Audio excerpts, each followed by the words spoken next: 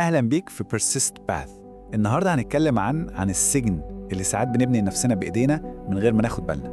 هنتكلم عن الصوت اللي جوه ده، الصوت اللي دايما بيقول لأ وبيمنعنا ناخد خطوة واحدة في طريقنا.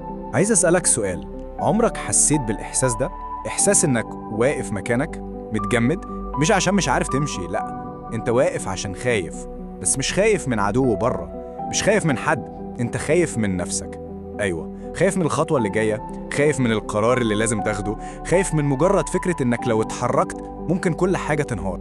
شوف، الخوف مش دايما بيجي يصرخ في وشك، بالعكس خالص. أغلب الوقت صوته بيبقى واطي قوي، يدوب همس، وأول كلمة بيقولها لك هي دي: استنى شوية. ولما يحس إن الكلمة دي بدأت تشتغل جواك يروح مكمل ويقولك لا لا لا، مش وقتها خالص دلوقتي. وفي الآخر يجي يديك الضربة القاضية: بلاش دلوقتي. وانت للأسف بتسمع الكلام، بتستنى وتفضل تستنى، وفجأة بتفتح عينك تلاقي العمر كله جري وانت لسه واقف في نفس النقطة في نفس المكان. عشان كده مهم قوي نفهم الخوف صح. الخوف مش مجرد الإحساس الوحش اللي بيجيلنا ده، لا، الخوف الحقيقي هو إنك تكون شايف الطريق قدامك واضح زي الشمس وتختار بإيدك إنك ما تتحركش. الخوف مش إنك تقع، كلنا بنقع. الخوف إنك ما ترضاش حتى تقوم تجرب، بس عشان خايف من الوجع المحتمل اللي ممكن يجي لو حاولت. بص، الخوف ده ليه وشين. الوش الأولاني هو الحارس اللي دوره الطبيعي إنه يحمينا من الخطر الحقيقي، وده منطقي جدا بس لحد نقطة معينة.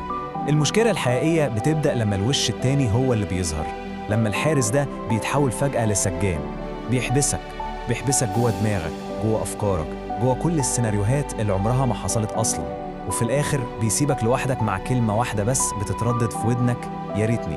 السجان ده هو السبب إنك ممكن تفضل مكمل في شغلانة بتصحى كل يوم الصبح كاره نفسك عشانها، هو اللي خلاك تبلع لسانك وما تقولش الكلمة اللي كان ممكن تغير كل حاجة، هو اللي بيخليك ترمي حلمك ورا ظهرك لمجرد إن حد قالك إنه مش مضمون. اسمعني، الموضوع مش إنك ضعيف، لا خالص، الموضوع إن الخوف ده فنان بجد، وعارف بالظبط يدخلك منين ويوجعك إزاي.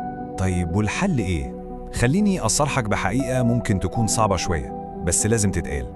الخوف عمره ما هيمشي أبداً، عمره ما هيختفي، وعمره ما هيجي في يوم يطبطب عليك ويقولك يلا تفضل الطريق بقى أمان دلوقتي، اتحرك. ده مش هيحصل. الخوف هيفضل موجود. اعتبره زي راكب قاعد جنبك في العربية طول مشوار حياتك. السؤال هنا مش ازاي تنزله من العربية دي، لا، السؤال الحقيقي الأهم هو مين فيكم اللي سايق؟ مين اللي ماسك الدركسيون؟ مين اللي بيقرر العربية دي هتروح فين؟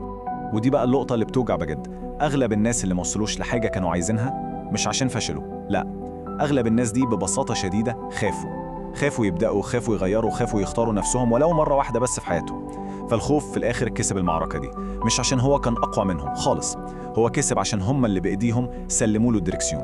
ودلوقتي عايزك تاخد لحظة واحدة بس، لحظة تكون فيها صريح مع نفسك لأبعد الحدود، واسأل نفسك سؤال واحد بس: إيه هي الحاجة الواحدة اللي لو كان الخوف ده مش موجود أصلا كنت عملتها من زمان قوي؟ إيه هي؟ فكر فيها كويس، فكر بجد. الإجابة اللي هتطلع جواك دي صدقني هي دي بداية طريقك. على فكرة الكلام ده كله مش عن الخوف، الكلام ده عنك انت. دي مجرد وقفة، لحظة بينك وبين نفسك عشان تسمع صوتك الحقيقي وتفهمه. الحياة في الآخر طريق، والقرار قرارك لوحدك. ده هو البرزيست باث بتاعك، وفي النهاية الاختيار بسيط ومباشر: يا هتسيب الخوف هو اللي يسوق العربية دي، يا إما هتمسك انت الدركسيون وتبدأ تمشي.